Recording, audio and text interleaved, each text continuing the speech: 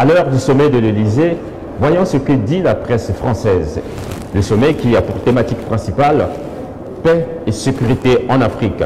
Le magazine Jeune Afrique de Ben Béchir et Ahmed écrit « Hollande et l'Afrique, mode d'emploi ». On peut donc lire le sommet qui, les 6 et 7 décembre, réunira à Paris les chefs d'État du continent a pour thème la paix et la sécurité, l'occasion pour la France qui a perdu de son influence sur ses interlocuteurs africains d'élaborer une nouvelle relation. Mon ami du Canard enchaîné, l'aide critique sur la place de Paris, écrit « Impossible de compter sur les Européens en Afrique. Hollande rêve de ne plus être seul à y jouer les gendarmes et il mobilise 2 sommets des chefs d'État. » Le Figaro, en page 17, revient sur la question de défense, bien sûr. Défense, 2 points, ombre et lueur sur l'avenir des armées françaises. C'est un article plus ou moins économique.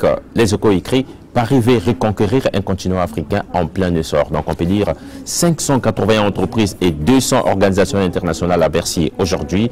Une classe moyenne de 150 millions d'habitants à 2 pas de l'Europe. L'Afrique concentre 6 des 10 pays à plus forte croissance au monde.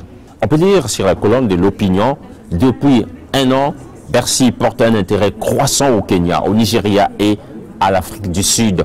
L'offensive économique est lancée. La France vise l'Afrique anglophone et lusophone. Libération nous laisse lire donc cet article de Bernard Guetta, quand la France se réinvestit en Afrique. Parlant de l'Afrique, le journal Le Parisien écrit « En Centrafrique, les Français prêts à donner l'assaut. Ce n'est plus qu'une question de jours. Dès que l'ONU aura donné demain son feu vert, les 1200 soldats français déployés dans ce pays déchirés pourront donc intervenir. » Le journal Le Monde, dans sa page internationale, parle également de l'Afrique, mais cette fois-ci du Mali. La communauté internationale oblige le Mali à négocier avec un groupe armé. Ibrahim Boubacar Keïta, le président malien, participe au sommet franco-africain sur la sécurité. Enfin, un numéro congolais que l'on trouve également dans les kiosques ici à Paris, un numéro spécial qui a valeur presque des magazines.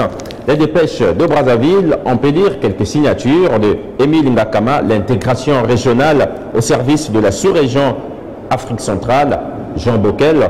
Jean-Marie Bockel écrit « Il existe un patrimoine commun entre la France et l'Afrique ». Et puis l'ambassadeur du Congo en France, M. Henri Lopez, écrit « La moitié des francophones de la planète seront les Africains ».